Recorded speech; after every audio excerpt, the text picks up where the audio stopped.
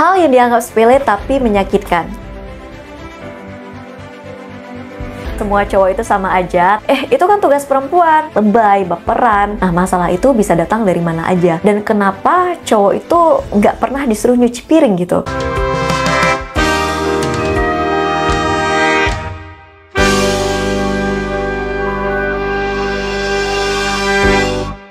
Halo, welcome back to Aponita bersama aku Amal Venita. Kali ini sebelum kita bahas lebih lanjut, aku mau kalian untuk jangan lupa subscribe dan like dan kasih komentar kalian kalau misalkan kalian lagi ngerasain hal yang sama seperti ini. Oke, pernah nggak sih waktu ada orang yang spesial dalam hidup kita itu rasanya kayak semuanya berubah jadi indah ya?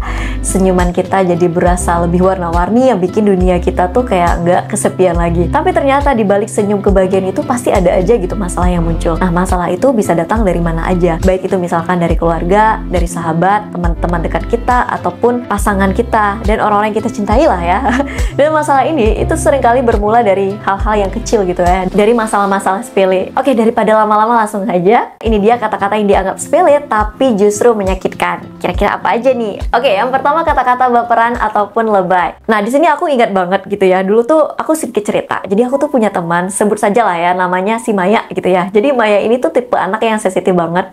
Dia suka banget cerita soal perasaannya. Tapi ada aja gitu yang nyebutin dia kalau misalkan dia tuh kayak lebay, baperan. Terus mereka juga suka bilang kalau misalkan si Maya ini tuh ratu drama. Padahal buat aku itu tuh it's not fair gitu ya. Karena sebagai teman kita tuh harusnya saling ngedukung ya, dan gak mematikan perasaan orang lain hanya karena hal-hal yang dianggap sepele. Jadi gini, emang sih sekarang tuh kata baper itu udah kayak bahan candaan gitu ya. Tapi kadang kita suka lupa bahwa setiap orang itu punya hak gitu ya untuk nge-share perasaan mereka tanpa harus dicemooh ya, apalagi cuman gara-gara hal yang sepele. Jadi aku pikir kita perlu kembali ngingetin diri kita sendiri. Kita harus punya empati dan gak boleh seenaknya nyebutin orang dengan kata lebay atau baperan. Nah, sebenarnya perasaan ini tuh nggak pandang gender ya. Cowok ataupun cewek itu bisa sama-sama ngerasain hal seperti ini. Kita semua pasti punya masa-masa sulit dan kadang itu kita butuh cerita gitu ya. Jadi yuklah sama-sama kita saling support, bukan malah saling ngebenci apalagi menertawakan orang lain. Ingat guys, sebuah dukungan kecil dari kita itu bisa besar banget artinya buat orang yang memang mereka lagi berjuang melawan masalah hidupnya, masalah mental mereka. Jadi seharusnya kita harus lebih peduli ya, lebih aware gitu ya, dan lebih manusiawi untuk satu sama lain. Oke, untuk yang kedua, perkataan itu kan tugas kamu. Oke, aku kasih contoh dalam urusan pekerjaan rumah tangga misalkan. Jadi masih ada aja nih orang-orang yang nganggap kalau misalkan pekerjaan rumah tangga itu cuma tugas perempuan aja. Aku kasih contoh misalkan cewek nih lagi sibuk masak ya, dia lagi bersih-bersih, lagi nyuci juga. Terus dia minta tolong nih sama si cowoknya,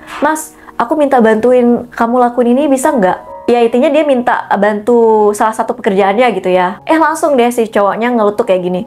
Itu kan tugas perempuan. Udah jadi kodratnya perempuan. Harus bisa masak, nyapu, nyuci. Intinya kamu tuh yang ngurusin semua pekerjaan rumah. Lihat aja tuh dulu emak-emak yang lain. Mereka bisa kok nyari waktu buat ngerjain semuanya walaupun udah punya banyak anak. Hai, teruntuk cowok-cowok yang suka mikirin kayak gini. Perempuan itu kodratnya hanya 3. Haid, hamil, dan melahirkan. Plus ditambah menyusui nantinya. Tapi dengan mudahnya kamu menyepelekan pekerjaannya. Jadi yang katanya wanita itu adalah makhluk yang lemah, kok jadi terasa justru wanita yang super power.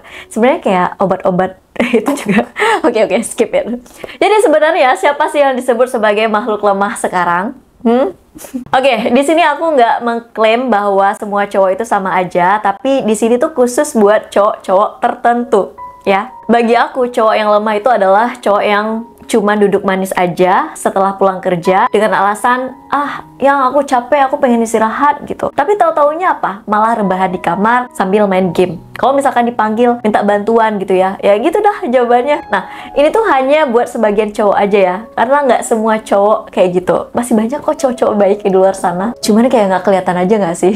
Tapi untuk cowok yang merasa bisa segera diubah ya, bisa diubah, mending diubah aja gitu dari sekarang. Karena kasus kayak gini tuh nggak cuma terjadi di pasangan suami istri aja sebenarnya, tapi juga di dalam keluarga lainnya. Bahkan kalau misalkan ada kakak laki-laki ya misalkan, nah itu juga pasti sering banget kayak gini. Tapi kalau misalkan dipikir-pikir, sebenarnya sejak kapan ya ini tuh terjadi? Dan kenapa cowok itu nggak pernah disuruh nyuci piring gitu? Aku suka heran gitu ya, kenapa harus perempuan aja yang ngerjain tugas seperti itu? Sebenarnya masalah ini tuh nggak ada hubungannya dengan gender ya. cowok ataupun cewek, kita sama-sama bisa bantu di rumah. Ini bukan soal siapa yang lebih kuat ataupun siapa yang lebih lemah di sini. Ini tuh soal tanggung jawab kita sebagai bagian dari keluarga. Aku sebenarnya suka heran gitu ya, kenapa stereotype kayak gini itu masih ada. Cowok yang nganggep kalau misalkan cuman duduk manis setelah kerja itu udah lebih dari cukup. Padahal masih banyak kerjaan rumah yang bisa mereka bantu. Kita harusnya saling support ya, sama-sama saling support, saling bahu-membahu, bukan malah saling menyalahkan. Dan kita semua di sini bisa saling kontribusi di rumah. Cowok bisa nyuci piring, ngepel lantai, ngebantu apapun yang bisa dibutuhkan. Jadi jangan biarkan stereotype kayak gini tuh menghambat kita ya untuk jadi jauh lebih baik lagi. Udah seharusnya kita sama-sama menghargai semua pekerjaan ya, baik itu di dalam keluarga ataupun dalam masyarakat. Karena setiap kontribusi kita itu punya nilai yang sama pentingnya. Oke, yang ketiga, tumben nih.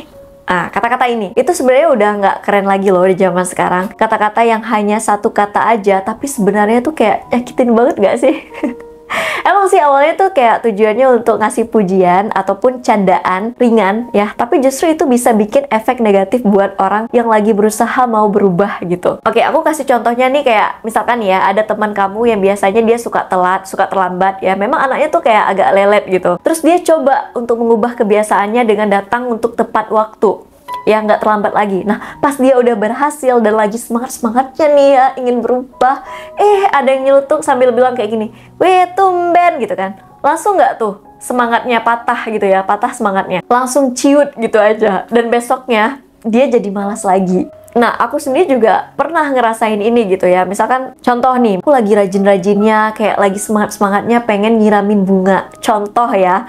Terus tiba-tiba langsung deh kakak aku bilang, tumben kamu nyiram bunga." Langsung nggak tuh? Besoknya langsung deh aku kayak males lagi. Udahlah, besok nggak mau kerjain lagi, udah capek gitu. Oke, balik lagi ya, contoh yang tadi, misalkan orang yang datang terlambat. Sebenarnya contoh-contoh yang aku sebutin itu sebenarnya nggak baik juga ya, bagi yang punya kebiasaan ataupun suka terlambat ataupun malas misalkan. Itu tuh sebenarnya nggak baik.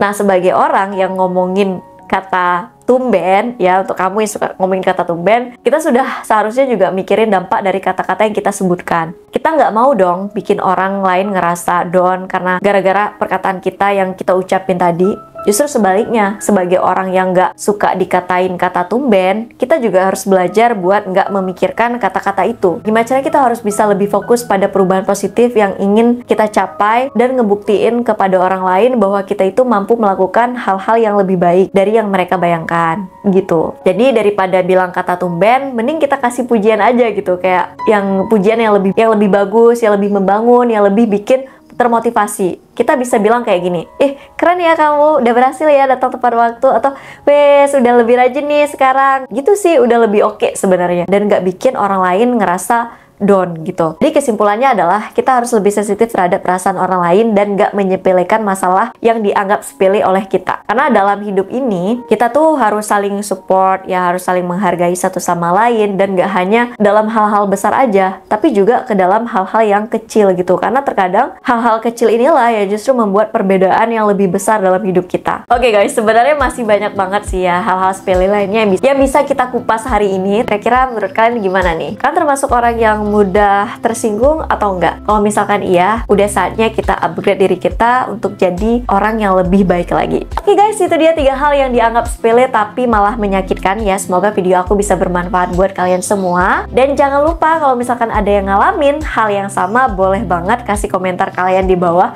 Mungkin kalian punya pengalaman juga, boleh banget tulis komentar kalian. So thank you guys for watching and see you next time and bye bye.